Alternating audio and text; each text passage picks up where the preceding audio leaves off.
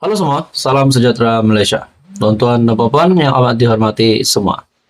Seperti yang kita tahu, pilihan raya kecil Pelangai yang akan diadakan tidak lama lagi.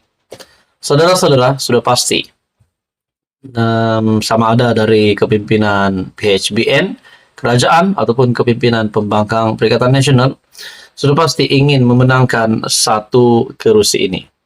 Seperti yang kita tahu, sebelum ini juga PN telah mengalami satu kehilangan kerusi, yaitu PN Parlimen Kemaman, dan juga untuk MP Pasir Gudang juga Mas Ermiati, kerusi MP beliau akan diketahui sama ada kekal atau tidak pada 27 Oktober ini. Nah, teman-teman dan puan, berkaitan dengan pilihan raya kecil Pelangai, satu artikel mengesahkan Tun Mahathir Muhyiddin Abdul Hadi bukan cabaran BNPH.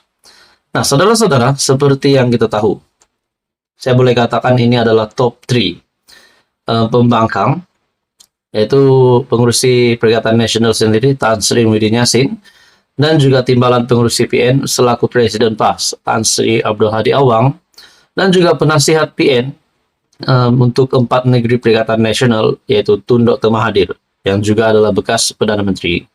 Saya boleh katakan ini adalah Big 3 dari pembangkang. Tapi, menurut artikel ini, ketiga-tiga mereka, Tun Mahathir, Muhyiddin, dan Abdul Hadi bukan cabaran BNPH. Nah, di dalam artikel ini pasti ada satu pendedahan yang mengejutkan, Muhyiddin Yassin dan juga Mahathir sendiri.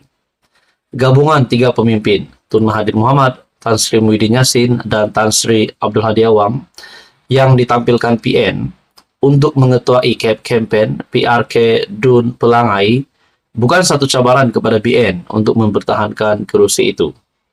Pengerusi DAP Pahang, Leong Ngah, berkata, daripada 3 pemimpin utama parti di bawah PN itu, hanya Abdul Hadi yang dilihat lebih berpengaruh berdasarkan prestasi PAS yang agak kuat ketika ini. Menurutnya, kehadiran Presiden PAS itu mungkin dapat menarik sokongan penyokong PN untuk terus mengundi calon mereka. Walau apapun, pengaruh pemimpin itu tetap tidak mampu mempengaruhi sokongan penyokong BN maupun PH di DUN ini. Kita tidak risau dengan Dr. Mahathir dan Muhyiddin karena pengaruh mereka tidak kuat di Pahang, katanya ketika dihubungi pada Selasa. Nah, saudara-saudara, adakah di sini kita dapat melihat bahwa Perikatan Nasional pada masa akan datang akan diterajui oleh pengerus yang baru, yaitu Tan Sri Abdul Hadi Awang. Nah, bagaimana pula dengan Muhyiddin Yassin? Adakah beliau akan terus kekal di dalam Perikatan Nasional? Sedangkan hari ini Mahathir juga sudah bersama-sama dengan kepimpinan PN. Tidak mustahil juga Tun Dr. Mahathir boleh menjadi salah satu bos besar di dalam kepimpinan Perikatan Nasional pada masa akan datang. Dalam artikel ini lagi, persoalannya, mampukah 3 pemimpin itu menarik lebih banyak sokongan bagi memenangi calon mereka, Kasim Samad? Bagi kami, kehadiran barisan pimpinan utama BN dan PH yang turun padang membantu kempen lebih berkesan, katanya. Jelasnya calon BN juga dilihat ada kekuatan sendiri, bukan hanya karena DUN ini kubu kuat parti itu. Malah calonnya, Datuk Amizar Abu Adam, sebagai anak tempatan ada kelebihan untuk menarik sokongan pengundi. DAP Pahang sendiri akan membantu habis-habisan bagi memastikan kemenangan calon BN. Nah, melalui apa yang akan dilakukan DAP Pahang sendiri, kita sudah dapat lihat bahwa kerajaan PHBN, kerajaan perpaduan hari ini semakin lama, semakin dapat dilihat semakin kuat. Saudara-saudara, bagi saya ini satu kemenangan besar untuk Datuk Seri Anwar Ibrahim. Sekian saja, teruskan bersama di dalam channel ini untuk info yang seterusnya. Halo semua, salam sejahtera Malaysia. Tuan-tuan dan puan yang amat dihormati sekalian, seperti yang kita tahu, bahwa institusi diraja ataupun raja-raja Melayu perlulah dihormati.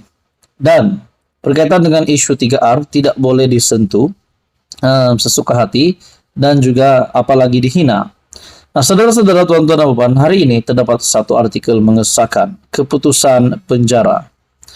Ini pasti satu amaran kepada mana-mana pemimpin, mana-mana rakyat Malaysia supaya tidak melakukan perkara ini yang akan membawa pada kepada pelaku ataupun pesalah.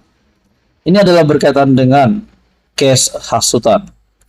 Satu artikel dari Harapan Daily, gara-gara kes hasutan 11 tahun lalu, Wan G dipenjara 9 bulan mulai hari ini.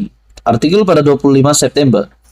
Tuan-tuan dan puan, sebelum ini juga kita mendengar beberapa pemimpin, terutamanya dari kepimpinan pembangkang, yang memainkan isu 3R, dan seperti yang dinyatakan media sebelum ini juga menyatakan bahwa isu 3R ini kerap kali dimainkan oleh kepimpinan Perikatan Nasional. Nah, saudara-saudara, bila kita cakap kepimpinan Perikatan Nasional, sebelum ini, isu 3R ini juga dapat dikaitkan dengan nama Tan Sri Abdul Hadi Awang sebagai Presiden PAS, dan juga Menteri Besar Kedah Muhammad Sanusi, bahkan Muhyiddin Yassin pun ada juga terlibat. Saudara-saudara yang amat dihormati semua, begitu juga dengan Tun Mahathir juga pernah dilibatkan dengan isu 3R, namun belum dapat dibuktikan bersalah. Nah, tuan-tuan dan puan yang amat dihormati sekalian, ini pasti satu amaran keras kepada ramai orang. Pendakwa Wan Husin dipenjara bermula hari ini selepas gagal dalam rayuannya di Mahkamah Rayuan Putrajaya berhubung sabitan kes menerbitkan perkataan menghasut dan menghina terhadap Sultan Selangor pada 2012.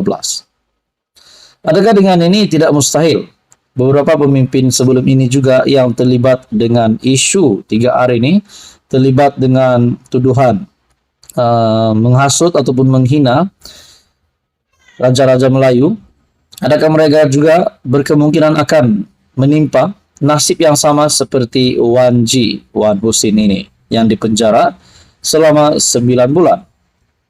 Dalam artikel ini lagi, panel 3 hakim dipengerusikan Datuk Hadaria Syed Ismail memutuskan demikian apabila sebulat suara menolak rayuan sabitan Wan kerana mendapati rayuan beliau tidak bermerit.